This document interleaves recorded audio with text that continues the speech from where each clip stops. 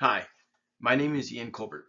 In this talk, I'll discuss Accumulator-Aware Quantization, or A2Q. A2Q is our new algorithm for training quantized neural networks to use low-precision accumulators without any risk of overflow. We'll start by establishing some context. On the right, we see a simplified abstraction of integer arithmetic. As activations are propagated through the layers of a network, intermediate partial sums are accumulated in a high-precision register before being requantized and passed to the next layer. These registers, referred to as accumulators, need to be large enough to fit not only the result of the dot product, but also any partial sums. As with the precision of weights and activations, reducing the precision of the accumulator can have many favorable benefits. For example, prior work has shown that reducing 32-bit accumulators to 16 bits on ASICs and CPUs can yield up to 2x increases in throughput and bandwidth efficiency. Our work adds to these analyses by characterizing hardware area costs of FPGAs. We observe that reducing the accumulator bit width can significantly reduce resource utilization requirements and that this impact grows exponentially with the precision of the data.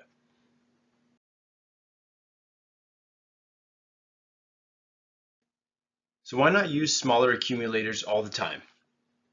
Well, there's a trade-off. Lower precision accumulators introduce a higher risk of overflow, which can cause critical numerical errors and damage accuracy considerably. This risk increases exponentially with the reduction of accumulator size and quickly exacerbates the problem. As an illustrative example, we train a one-layer linear QNN to classify binary MNIST images using 8-bit weights. This creates a 784-dimensional dot product.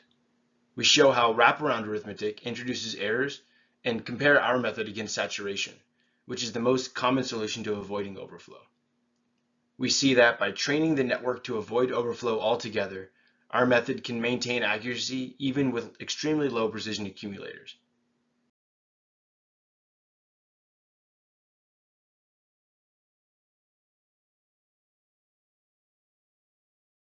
The intuition behind accumulator-aware quantization, or A2Q, is to constrain the magnitude of the network weights in order to restrict the range of the dot product result.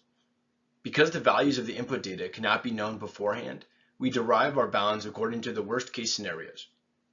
To avoid overflow with a p-bit accumulator assuming n-bit inputs, we show that the weights need to satisfy an L1 constraint per channel.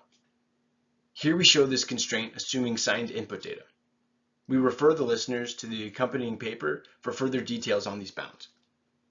To enforce the constraint, we adopt a weight normalization-based formulation. Weight normalization decouples a parameter vector into its magnitude and direction. In our work, we introduce an L1 norm variant and constrain the magnitude parameter to satisfy our bounds. By doing so, we can learn quantized weights that guarantee that our model avoids overflow for a target accumulator bit width. We again refer the listeners to our accompanying paper for further details. We consider two scenarios in our evaluations. In the first, we optimize QNNs for accumulator-constrained processors, where the goal is to maximize accuracy given an upper bound on the accumulator bit width. This is a direct application of our method and has implications for accelerating inference on general-purpose platforms such as CPUs. In the second scenario, we optimize QNNs for overall resource utilization within a hardware-software co-design setting. The goal here is to maximize accuracy given a user-defined resource budget. In both cases, we compare against standard quantization-aware training as our baseline. When evaluating resource utilization, we also compare against a fixed 32-bit accumulator, which we call fixed, as well as a design flow where we minimize the accumulator of the baseline models post-training. We call this base plus PTM. Our experiments show that by exposing the accumulator to the quantization design space, we're able to train quantized networks for low precision accumulators without sacrificing network accuracy. We also find that accounting for the accumulator in the design space improves the trade-offs between resource utilization and model accuracy. Without guaranteed overflow avoidance, one cannot reliably design hardware accelerators around low precision accumulation.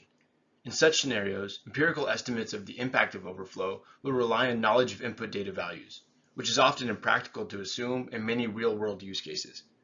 Our guarantees allow for models and hardware to be jointly co-designed for low precision accumulation. A2Q exposes the accumulator bit width as an independent variable that can be specified by a user.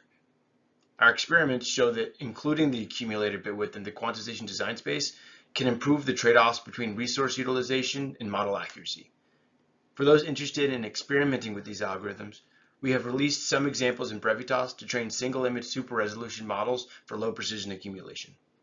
We've also extended the functionality of bit width minimization transformations in Fen and have packaged these transformations into a unified build step. If you're interested in this work, please reach out with any questions or comments. We're always excited to foster more collaboration. Thank you.